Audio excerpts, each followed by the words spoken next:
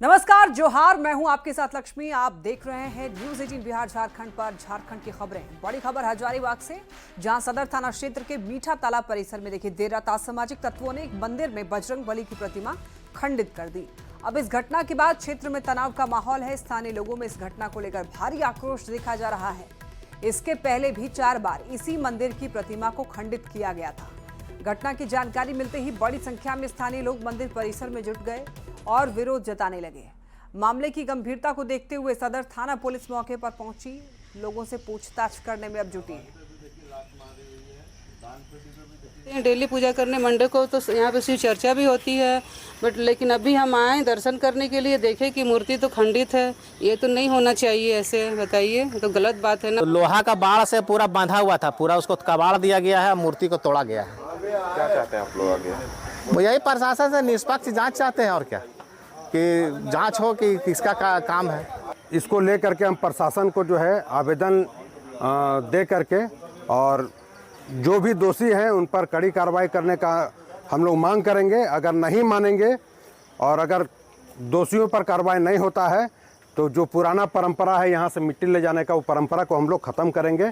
यहाँ से मिट्टी ले जाने के लिए नहीं मिलेगा। जैसे कि एक सूचना प्राप्त हुआ है, अभी मीठा तालाब में जो मंदिर प्रांगण है, यहाँ पे हनुमान जी का एक प्रतिमा था, वो खंडित पाया गया है, नीचे गिरा हुआ था।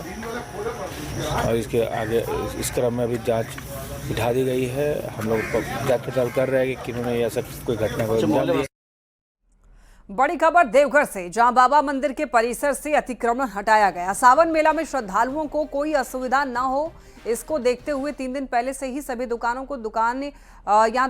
को दुकानें हटाने के लिए कहा गया। नोटिस भी दिया गया था। तय समय सीमा तक जब दुकानदारों ने अपनी दुकानें नहीं हटाई तो मजिस्ट्रेट की मौजूदगी में परिसर से पूजा सामग्री की दुकानें हटा दी गई। सावन मेले की तैयारी को देखते हुए मंदिर परिसर से अतिक्रमण हटाया गया है।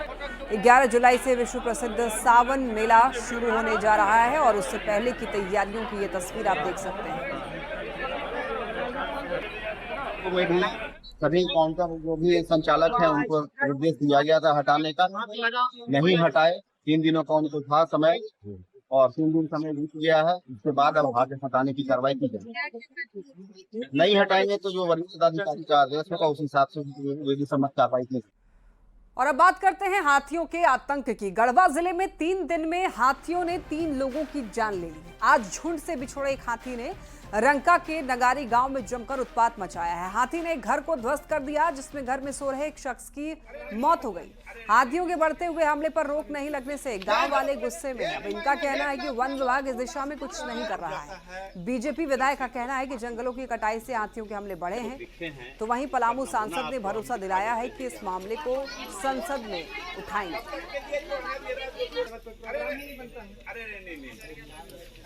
इस इलाका में बराबर हाथी किसी न किसी रूप में आदमी को, मवेशी को, घर को नुकसान कर रहा है। इसके लिए हम डीएफओ से, सीएफ से, सभी लोगों से बातचीत किए। उन लोगों ने हाथ खड़ा कर दिया। हाथी देखिए लगातार वन भूमि का दोहन हो रहा है, लगातार बेतहाशा पेड़ों का कटाई हो रहा है। अगर हाथी के घर को आप डिस्टर्ब करिएगा तो स्वाभाविक है वो गाँव में घूमेगा। फिर सॉल्यूशन के लिए कोशिश हो रही है, जैसा कि मैंने आपको बताया। और ये केवल झारखंड की समस्या नहीं है, बहुत सारे राज्यों की समस्या है। इस दिशा में सभी के संज्ञान में इस बात को लाया गया है और निश्चित रूप से आने वाले समय में इसका कुछ न कुछ समाधान निकलेगा।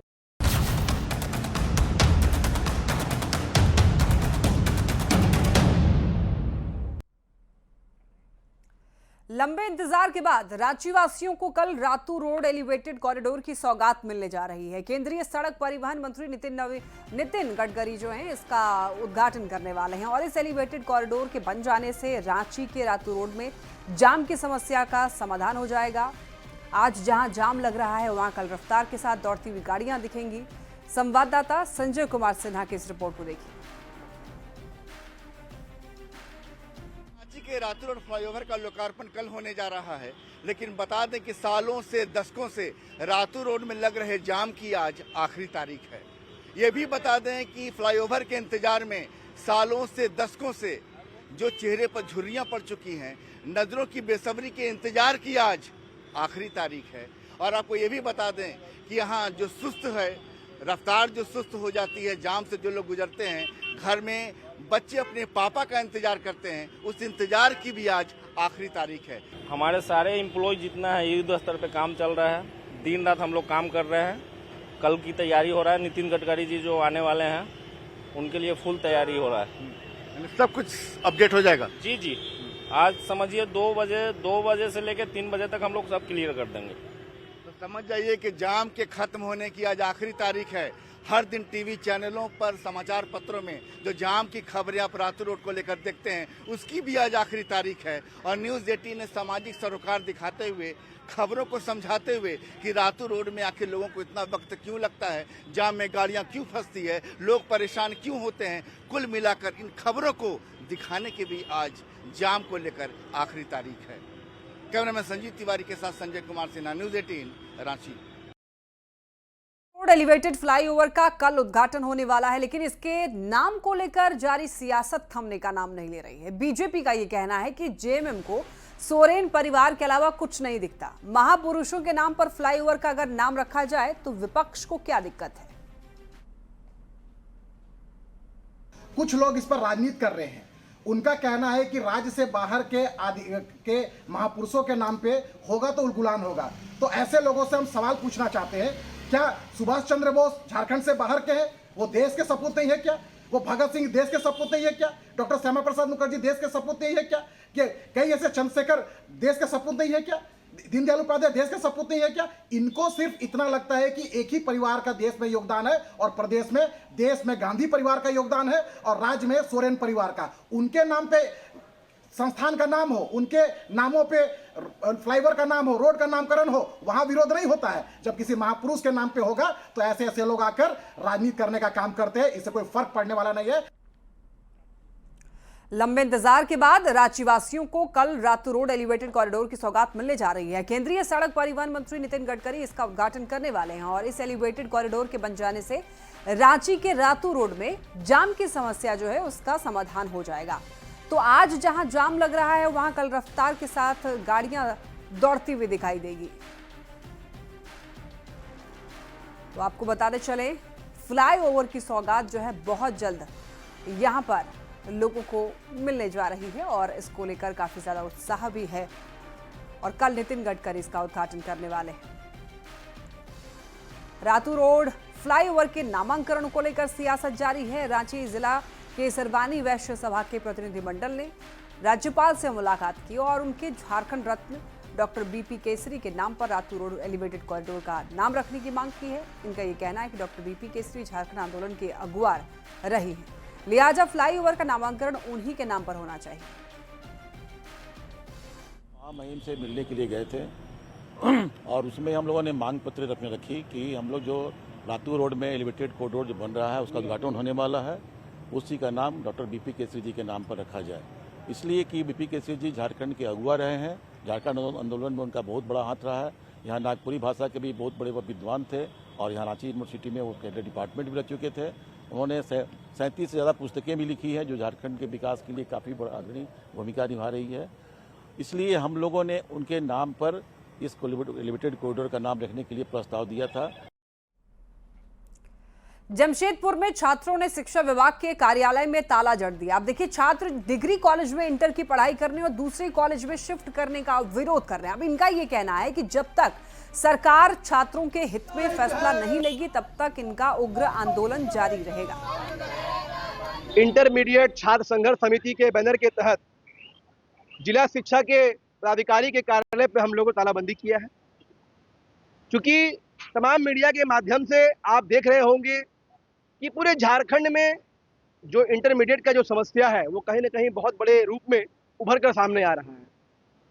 सरकार की नीतियां स्पष्ट नहीं होने के कारण आज करीब पूरे झारखंड में लाखों की संख्या में छात्र जो है अपने शिक्षा के अधिकार से वंचित हो रहे हैं।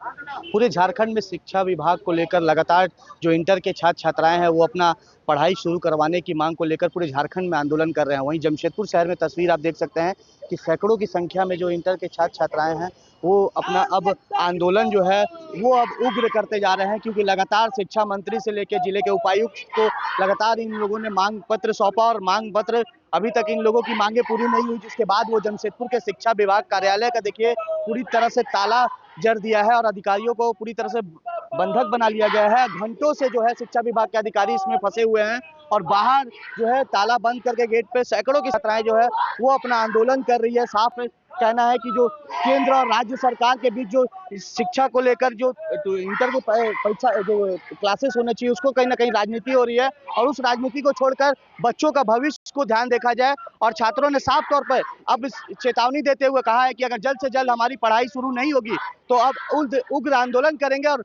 अनिश्चितकालीन वो हड़ताल पर भी बैठने को मजबूर होंगे। मगर अब देखना यह है कि क्या ये जो शिक्षा लेने वाले स्टूडेंट है क्या इसी तरह रोड पर आंदोलन करते रहेंगे कि सरकार इनकी मांगों को कब तक पूरा कर पाती है। न्यूज़ 18 के लिए जमशेदपुर से आशीष कुमार तिवारी। युवा आजसू का एक प्रतिनिधिमंडल आज राज्यपाल संतोष गंगवार से मिला और स्टेट ओपन यूनिवर्सिटी में फर्जीवाड़े की शिकायत की। देखिए, युवा आजसू के प्रतिनिधिमंडल ने स्टेट ओपन यूनिवर्सिटी में शिक्षा की क्वालिटी पर सवाल उठाते हुए परीक्षा संचालन और मूल्यांकन में गड़बड़ी की शिकायत की। राज्यपाल को सौंपे ज्ञापन में छात्रों से अवैध शुल्क वसूली समेत दूसरी गड़बड़ियों की शिकायत की गई है। विश्वविद्यालय खोला गया और जब से वो उसको खोला गया तब से यहाँ अनियमितताएं देखी गई है। पहला विषय ये था, हम लोग ने राज्यपाल महोदय को अवगत कराएं कि जब तक जितने भी बच्चे डिग्री पास कर गए, जो पास आउट हो गए, उनको अभी तक डिग्री नहीं दी गई है। दूसरी सबसे बड़ी समस्या वहाँ पे क्या है कि आप बिना टेंडर के वहाँ काम करवा रही है। कैसे हो सकती है कि आप बिना टेंडर का काम करवा रहे हैं। राज्यपाल ने हमारे सारे विषयों को सुना और बोला कि जल्द से जल्द इस पर हम कार्रवाई करेंगे और आपके हित में ही होगा। रांची में यहाँ पर मरांग गुरु संस्थान के प्रतिनिधि मंडल ने आज राज्यपाल से मिलकर के ज्ञापन सौंपा है। प्रतिनिधि मंडल ने गिरिडीह के पारसनाथ को आदिवासियों के धार्मिक तीर्थ स्थल के रूप में संरक्षित करने की मांग की।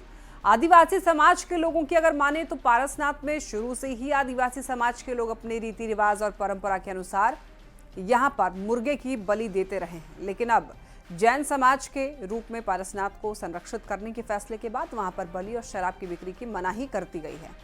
मरांग गुरु फाउंडेशन के फागू बेसरा ने यह बताया है कि पारसनाथ आदि काल से ही आदिवासी समाज की आस्था का स्थल रहा है। वहाँ पहले आदिवासी संथाल का वो धार्मिक स्थल है और उसमें चूँकि हमारा पूजा पद्धति है, वहाँ हमारा बलि प्रथा होता है। वहाँ हम लोग मुर्गा और बकरा का बलि देते हैं, लेकिन ये मांस मदिरा के आड़ में हमारा कस्टमरी राइट से हमको पूजा पद्धति से हमको वंचित करने का एक तरह से साजिश हो रहा है। हम लोगों ने मामून से कहा कि हमारा जो कस्टमरी राइट है उसको बहाल किया जाए, क्योंकि साल में 2 वहाँ बहुत महत्वपूर्ण महोत्सव होता है। एक फागुन महीना के शुक्ल तृतीय में जिसमें हम लोग का दिशोम महापर्व होता है और बैसाख पूर्णिमा में हम लोग धार्मिक शिकार सेंद्रा हम लोग करते हैं और लोहबीर बैसी का कार्यक्रम होता है। पूर्व अंतर्राष्ट्रीय हॉकी खिलाड़ी बिमल लकड़ा की हालत जो है पहले से अब स्थिर बताई जा रही है, यानी कि अब धीरे धीरे वो ठीक हो रहे हैं। 30 जून को सिमडेगा में घर पर ही अचानक से बेहोश होकर गिरने से उनके सिर के बाएं हिस्से में गंभीर चोट लगी है। तो सिमडेगा अस्पताल में प्राथमिक उपचार के बाद उन्हें रांची रेफर किया गया। रांची के निजी अस्पताल में विशेषज्ञ जो है वो डॉक्टरों की देखरेख में उनका इलाज चल रहा है और मुख्यमंत्री हेमंत सोरेन ने बिमल लकड़ा के स्वास्थ्य की जानकारी ली। उन्होंने स्वास्थ्य मंत्री इरफान अंसारी को निर्देश दिया कि विमल को हर आवश्यक चिकित्सा सुविधा जो है उपलब्ध कराई जाए। सीएम हेमंत सोरेन ने सोशल मीडिया पोस्ट में ये कहा है कि सरकार बिमल के साथ खड़ी है। उन्होंने परिवार को भरोसा दिलाया है कि इलाज में कोई कमी नहीं होगी। अस्पताल प्रबंधन के अनुसार लकड़ा की हालत जो है वो चिंताजनक थी। सिर से काफ़ी खून बह चुका था। जांच में गंभीर चोट पाई गई, लेकिन सर्जरी की ज़रूरत नहीं पड़ी। डॉक्टरों ने यह बताया कि लकड़ा की रिकवरी धीरे धीरे हो रही है, लेकिन बताया जा रहा है कमज़ोरी बनी हुई है। उन्हें आईसीयू में रखा गया है। सुधार जारी रहा तो बहुत जल्द वार्ड में शिफ्ट किया जाएगा। में ब्रेन के लेफ्ट साइड में सामने के भाग में जो फ्रंटल रीजन हम कहते हैं उसमें उन्हें थोड़ी इंजरी आई है। हम लोग मेडिकल भाषा में कंटूजन बोलते हैं, आम भाषा में क्लॉटिंग बोल सकते हैं।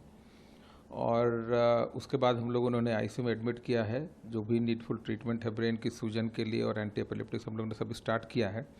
आज मॉर्निंग में हमने सीटी स्कैन रिपीट की। थोड़ी सी क्लॉटिंग ब्रेन के और अन्य भागों में छोटी छोटी स्पॉट की तरह डेवलप की है और मुझे लगता है कि ये इससे आगे और ज़्यादा नहीं बढ़ना चाहिए। बट ब्रेन में कभी भी इस तरह की क्लॉटिंग हो जाती है तो किसी भी पेशेंट को कन्वल्शन होने का खतरा रहता है और अगर ये बड़ा होता है तो ही ऑपरेशन करने की ज़रूरत है। फ़िलहाल ऑपरेशन करने की ज़रूरत नहीं है।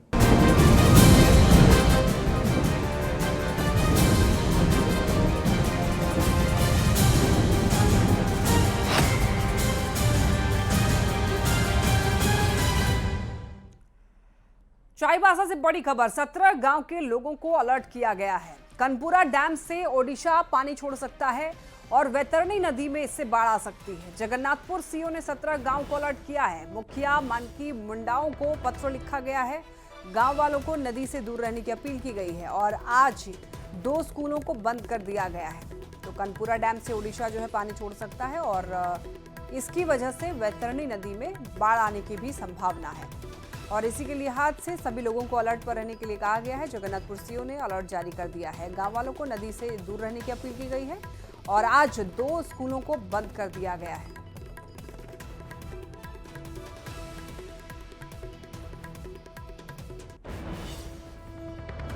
बोकारो और रामगढ़ में देखिए लगातार हो रही बारिश के कारण तेनुघाट डैम का जलस्तर बढ़ गया है, जिसकी वजह से डैम के 2 नंबर और 6 नंबर फाटक को खोला गया है।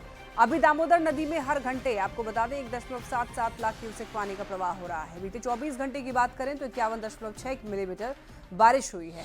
अभी तेनुघाट का जलस्तर 1327.6 फीट पहुंच चुका है। दामोदर नदी और डैम के आसपास बसे लोगों को अलर्ट किया गया है।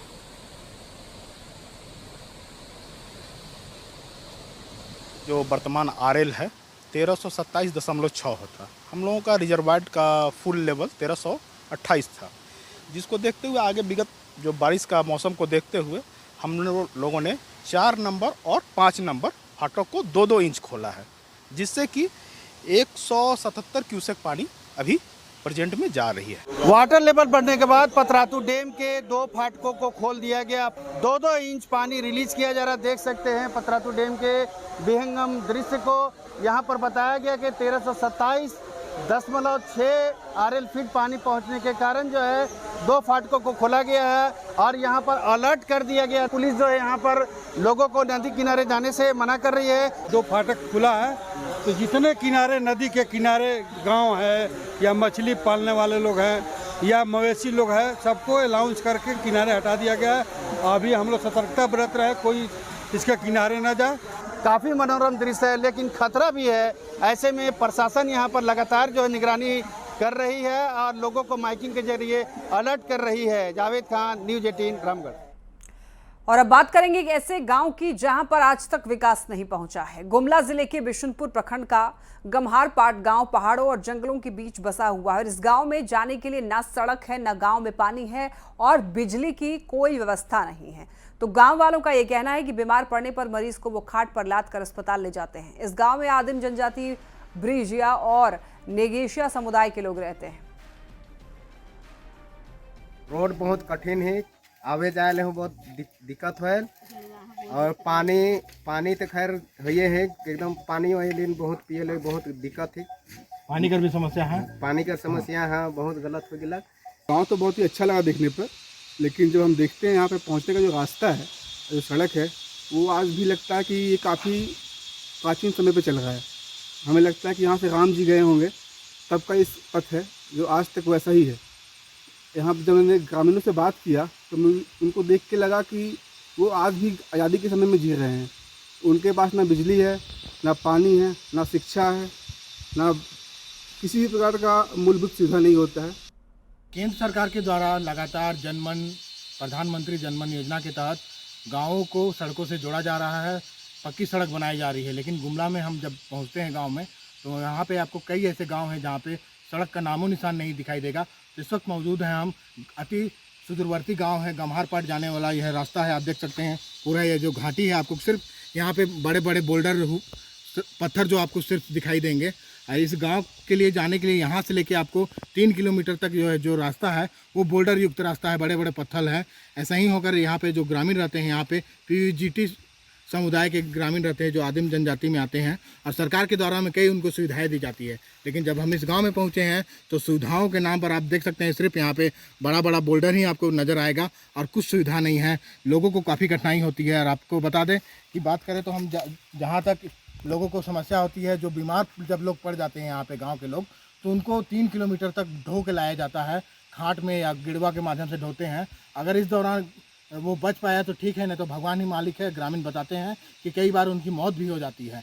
तो यह एक बड़ी सवाल है कि प्रशासन को ऐसे गम्हारपाट जैसे कई गाँवों को देखना चाहिए जहाँ आज भी जो कोई भी सरकार की जो सुविधा है वो नहीं पहुँच पाई है, जिससे जो ग्रामीण है वो आज भी जो ढिबरी युग में जीने को विवश है। यहाँ पे बिजली भी आपको नसीब नहीं होगी, पानी की तो बात आप भूल ही जाइए। लोग कचरा पानी पी करके आज भी अपने प्यास बुझाने को मजबूर है। रुपेश कुमार भगत, न्यूज़ 18 गुमला। जामताड़ा के अरलाटाण मुख्य सड़क की स्थिति काफी जर्जर है और इसको लेकर स्थानीय लोग काफी गुस्से में हैं। लोगों ने सड़क के मरम्मत नहीं होने पर उग्र आंदोलन की चेतावनी दी है। अब देखिए, 1 साल पहले स्वास्थ्य मंत्री डॉक्टर इरफान अंसारी ने इस सड़क का शिलान्यास किया था, लेकिन अब तक सड़क बननी शुरू नहीं हुई है। और इस सड़क से हर दिन हजारों लोग आना जाना करते हैं, लेकिन देख सकते हैं आप, ये जो सड़कें हैं बीच में इतने गड्ढे हैं कि यहाँ पर पानी जमा हो चुका है। पानी जम जाने से आवाजाही करने वाले लोगों को काफ़ी परेशानियों का सामना करना पड़ रहा है। लगभग 5 सालों से इसी तरह है। चुनाव के समय विधायक जी ने वोट लेने के लिए आनंद फानंद में उद्घाटन कर दिया। आप देख सकते हैं आगे हरलाटाण में उसका शिलान्यास का बोर्ड भी लगा हुआ है। इस साल मैंने फ़ोन किया स्कूटी साहब को कि रोड का जब उद्घाटन हो गया तो अभी तक रोड क्यों नहीं बना। तो स्कूटी ने कहा कि रोड तो सर वो वाला अभी तक हुआ ही नहीं है, टेंडर वो आनंद फानंद में हो गया है उद्घाटन। जैसे कि 1 साल पहले मंत्री द्वारा शिलान्यास किया हुआ था, उसके बाद और काम विभाग के द्वारा आगे नहीं हुआ कुछ काम। उसके लिए हम लोग विरोध प्रदर्शन किए हैं और यहाँ बहुत ऐसे आवाम को दिक्कत होता है, गाड़ी से गिर जाता है, पानी में बहुत दिक्कत हो जाता है। खबर लोहरदगा से, जहां पर लोहरदगा गुमला NH 143A पर बने जोगना पुल की स्थिति एकदम जर्जर है। पुल पर बड़े बड़े गड्ढे बन गए हैं, जिस गड्ढे में पानी भर चुका है। बारिश में ये पुल किसी हादसे को निमंत्रण दे रहा है। पुल के आसपास करीब आधे किलोमीटर तक सड़क पर चलना मुश्किल है। DC का कहना है कि वो जल्द ही सड़क की मरम्मत करवाएंगे। स्थिति में है तो हम रोड डिपेंडिंग ऑन कि किस कार्यकारी एजेंसी के द्वारा पूर्व में ये कार्य किया गया, जैसे हो सकता है REO किया हो, RCD किया हो, NH किया हो, NHI किया हो, तो जिस भी कार्यकारी एजेंसी है उसको बुला के कि पूर्व में कब हुआ, क्या उसका 5 साल, जैसे आजकल जितने भी हम लोग के रोड्स बन रहे हैं या पुल बन रहे हैं उसका मेंटेनेंस भी उसमें निहित रहता है। तो अगर वो मेंटेनेंस का टाइम हो तो it will be repaired immediately, but अगर उसका मेंटेनेंस अगर टाइम पीरियड खत्म हो गया हो तो उसका DPR बना के संबंधित विभाग को भेजा जाएगा और आवंटन प्राप्त होते ही उसको हम लोग जल्द से जल्द रिपेयर कराएंगे। देवघर में 11 जुलाई से शुरू हो रहे सावन मेले की तैयारी जोरों पर है। कोठिया में अस्थायी बस स्टैंड और टेंट सिटी बनाया जा रहा है, जहां पर श्रद्धालुओं के ठहरने और मनोरंजन का इंतजाम होगा। तो कैसी चल रही है तैयारी, आइए जानते हैं देवघर संवाददाता मनीष दुबे से। का आगाज 11 जुलाई से होने जा रहा है। देवघर में श्रावणी मेला को लेकर विशेष तैयारियां की जाती हैं। देवघर पहुंचने वाले श्रद्धालुओं के लिए विशेष इंतजामात किए जाते हैं। इस वक्त हम मौजूद हैं देवघर के कोठिया बस स्टैंड में, अस्थायी बस स्टैंड बनाया जाता है। एक बार हम तस्वीरों के माध्यम से आपको दिखाना चाहते हैं कि पहले जो है यहाँ पर बस पड़ाव बनाए जाते हैं और अस्थायी बस पड़ाव रहते हैं, जहाँ पर काफ़ी संख्या में जो श्रद्धालु पहुँचते हैं, सड़क मार्ग से पहुँचते हैं, उनकी बसों को यहाँ पर रुकने का व्यवस्था दिया जाता है। इसके अलावा ये जो आप देख रहे हैं, इस तरह से टेंट सिटी का निर्माण किया जाता है, जिसमें लगभग 4 से 5 इस तरह के बड़े बड़े टेंट बनाए जाते हैं, जिसमें सभी सुविधाएं जो हैं वो मौजूद होती है। पेयजल, ठहरने का व्यवस्था, पंखे, शौचालय, सभी चीज़ों का खास व्यवस्था देवघर के इस टेंट सिटी में किया जाता है। अत्याधुनिक तरीके से ऐसे बनाया जाता है। इसके अलावा आपको बता दें कि मनोरंजन के लिए भी, श्रद्धालुओं के मनोरंजन के लिए बड़े बड़े LED स्क्रीन में रामायण या धार्मिक वैसी चीज़ों को दिखाया जाता है, ताकि जो विश्राम कर रहे हैं यहाँ पर कांवरिया या श्रद्धालु, उन्हें एक सुखद अनुभूति मिल पाए। तो आपको बता दें कि श्रावणी मेला को लेकर जिला प्रशासन लगातार तैयारियां कर रही है और उसी कड़ी में इस टेंट सिटी का भी निर्माण कराया जा रहा है, जहां यात्रियों को विशेष व्यवस्था निःशुल्क दी जाती है। Manish Dubey, news 18 Deoghar. News 18 application अब नए अवतार में। न्यूज़ 18 ऐप डाउनलोड करिए, खबरों से जुड़िए और बदलाव का हिस्सा जरूर बनिए। अपने शहर, देश और दुनिया की खबरें अब सीधे आपके मोबाइल पर। तो नीचे दिए गए QR कोड को स्कैन करिए और तुरंत डाउनलोड करिए न्यूज़ 18 ऐप। चलिए इसी के साथ इस बुलेटिन में इतना ही। तमाम खबरों के लिए आप देखते रहिए न्यूज़ 18।